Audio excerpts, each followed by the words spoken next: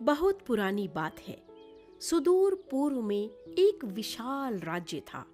उस पर भीमराव नाम के राजा राज करते थे। राजा स्वभाव से गर्म व सनकी थे। दरबार के सभी कर्मचारी उससे भयभीत रहते थे। एक दिन राजा भीमराव अपने कुछ मंत्रियों एवं सैनिकों को साथ लेकर जंगल में शिकार खेलने गए।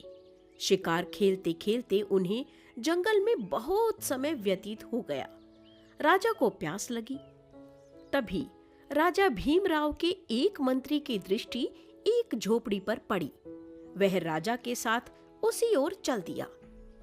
झोपड़ी के निकट जाकर राजा बोले, मंत्री जी, उस झोपड़ी से मेरे लिए पानी ले आइए, मैं यहीं खड़ा हूँ। मंत्री उस झोपड़ी के पास पहुंचा। उस झोपड़ी में भीखू नाम का एक भील रहता था। उसकी पत्नी सहना भी उसके साथ रहती थी। मंत्री के पानी मांगने पर भीखू झोपड़ी के अंदर गया और अपनी पत्नी से बोला, बाहर हमारे महाराज के मंत्री खड़े हैं, वो महाराज के लिए पानी मांग रहे हैं, मगर हमारे कुएं का पानी तो खारा है। ये पानी महाराज कैसे पी सकते हैं? तुम चिंता मत करो, मैं पानी में शक्कर मिला दूंगी, तब राजा को खारेपन का पता तक न चलेगा। उसकी पत्नी ने आश्वासन देते हुए कहा। राजा ने ज्यों ही पानी पिया तुरंत बोल उठे, वाह, कितना मीठा पानी है! इतना मीठा पानी तो हमारे महल के कुएं का भी नहीं है। फिर एकाएक राजा बोले, मंत्री जी, हमें ये कुआं अपने महल में चाहिए। भील को हमारी आज्ञा का पालन करने के लिए कहिए। अगर उसने ऐसा न किया तो उसे फांसी पर चढ़ा दिया जाएगा। भीखू पास खड़ा राजा की बात सुन रहा था। वह बहुत अधिक घबरा गया, मगर उसकी पत्नी सहना जरा भी न डरी। वह बहुत साहसी और चतुर थी।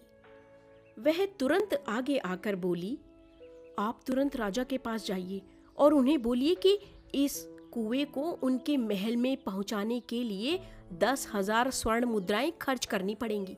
साथ ही 1 मास का समय लगेगा। शेष सब कुछ मुझ पर छोड़ दो। भीखू राजा के पास गया और अपनी पत्नी द्वारा कही गई बात राजा के सामने दोहरा दी। राजा भीमराव उसकी बात सुनकर खुश हुए। उन्होंने अपनी मंत्री से कहा, मंत्री जी, इस भील को तुरंत 10,000 स्वर्ण मुद्राएं दे दी जाएं। मंत्री ने राजा की आज्ञा का पालन किया। उसकी इच्छा के अनुरूप धन दे दिया। भील धन लेकर अपनी झोपड़ी में पहुंचा। उसने सारा धन सहना को सौंप दिया। सहना ने अपनी योजना के अनुसार कुछ मजदूर इकट्ठे किए और उन्हें 50-50 स्वर्ण मुद्राएं दी और कहा, जाओ महल में वहां एक कुआं खोदो। अगले दिन मजदूर राजा के महल में पहुंच गए और कुआं खोदना शुरू कर दिया। मजदूरों ने दिन रात काम किया और लगभग 20 दिन में कुएं की खुदाई पूरी कर दी। फिर सहना ने कुएं के उस पानी में चीनी की कुछ बोरियां डलवा दी। निश्चित दिन जब राजा कुएं का निरीक्षण करने आए तो सहना ने उन्हें कुएं के जल से एक घड़ा भरकर दिया और कहा, इसे पीकर देख लीजिए। राजा ने जल पीकर देखा तो खुशी से फूले न समाये। जल वास्तव में बहुत मीठा था। राजा तुरंत अपने मंत्री की तरफ मुड़े और बोले, मंत्री जी, इस उत्तम मीठे जल के बदले इस भील को 1,000 स्वर्ण मुद्राएं और भेंट की जाएं। भीखू और उसकी पत्नी की प्रसन्नता का ठिकाना न रहा। भीखू के घर में धन की वर्षा देखकर उसके पड़ोसी को बहुत ईर्ष्या हुई। उसने राजा को सच्चाई बताने का निश्चय किया। एक दिन वह राजा के दरबार में जा पहुंचा। फिर राजा से बोला, महाराज, भील ने आपको ठगा है, क्योंकि उसका कुआं तो अब भी उसके पास है। उसने आपके महल में दूसरा कुआं खुदवाया है।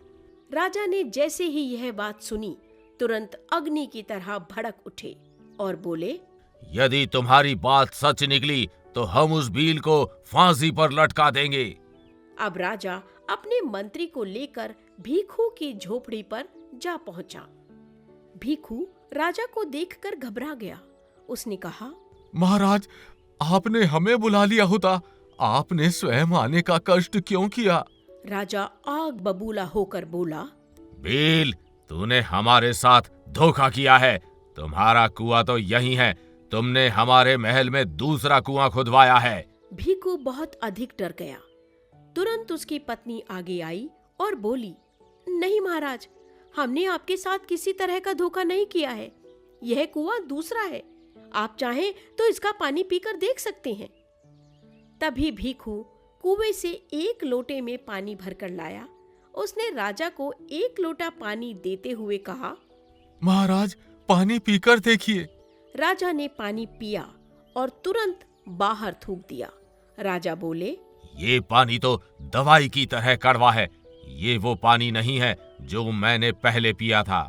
सहना ने झट से कहा, महाराज, मैंने तो पहले ही आपसे कहा था कि यह कुआं दूसरा है।